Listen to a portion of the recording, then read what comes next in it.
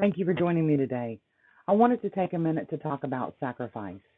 Are you sacrificing too much for your family members or for others? Now, the family unit is a ready made team. It is a team that is built on bloodline, and most people assume that that team has a wonderful amount of strength because it is built on the bloodline. Unlike other teams, which are built on common hobbies or likes or goals. But I want to take a minute to say if you've got a great family unit, that's wonderful.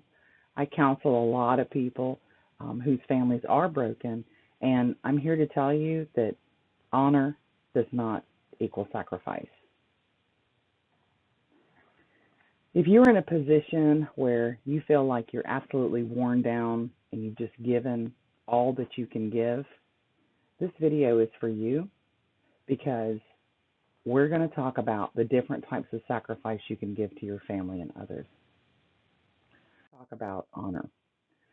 Honor is defined as great esteem or respect, obviously, and it can also be how you handle a particular situation. The three main categories of sacrifice are financial, emotional, and energy. While it can be a friend or acquaintance that often asks us to sacrifice in one of these areas, it is also often a family member or the family unit, and we find it very difficult to say no to the family. I want to review each one of these individually and talk about maybe an example of each. A financial sacrifice would be maybe a man in his early 40s who's currently unemployed and he's never had a job, he has a drug addiction, and his family has financially supported him, providing him with his material needs, his shelter, his food, things of that nature. Now, he's refused to step up to a position of accountability, and with the type of support his family's providing him, they're actually hurting him from becoming a responsible adult. You have to remove the emotion of guilt associated with his homelessness or whatever the outcome might be of his addiction. And you, in doing so, by preventing him from being able to have that financial support, you're acknowledging that you're not required to sacrifice your well being or your financial future for his gain. How about an emotional sacrifice? One example would be a woman who has a wonderful career because she's worked very hard to reach her way up the corporate ladder. Her family can guilt her into using her newly founded income by convincing her she has to help the family and purchase items for them that they would like to have or support them for utilities and things of that nature. Now, it's okay to remove financial support from the family. It is okay to tell them no, because if they want material possessions, they can spend their money in different directions, or they can save money to obtain their own desires. You do not have to feel guilty if you succeed in life. Or how about an energetic sacrifice? Some people choose to be eeyores, no matter where they are financially, spiritually, or physically. They are always a victim of their circumstance. At some point in our lives, each of us has had a personal friend, a partner, or a family member to exhibit these traits. Now, if you're following along in your canonized Bible, you will gain a different perspective of the type of advice that you offer that person. Because essentially, the Bible says, do not cast your pearls unto the swine. It's best to let these individuals go, be happy, and avoid allowing them to take your energy each time you invest and reinvest in them. You can always identify who they are because they are not taking the necessary steps in their life to make an improvement.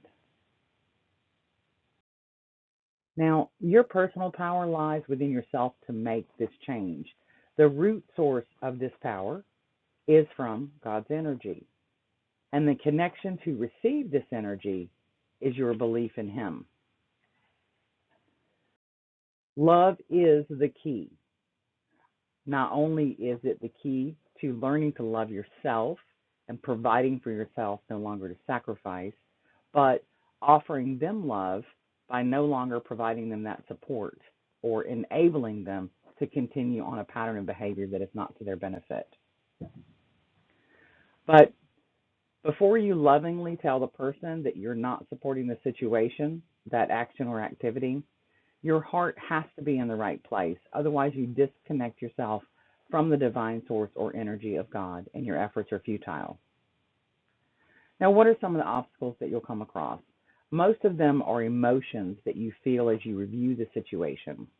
If you're able to contemplate and remove the emotion associated with the situation, you'll be coming from a spiritual perspective as you tell this person, no, I'm not going to put myself in a place of sacrifice for your gain.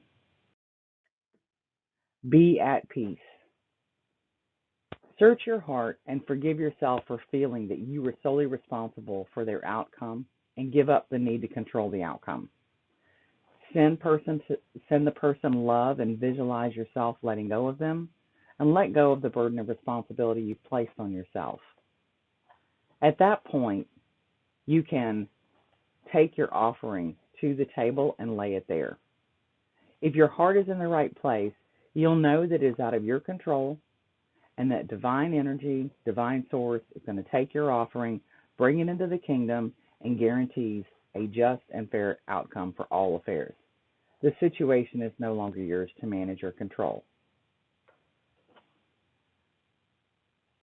Well, I appreciate you taking a moment to join us today. We are wishing you lots of love. And if you enjoyed our video today, or you know someone who may benefit from hearing our message, please take a moment to support us on the social media platforms listed. If you're in need of individual guidance regarding a personal situation, please contact us directly by visiting our webpage at www.kaleidoscopekey.com. Thank you.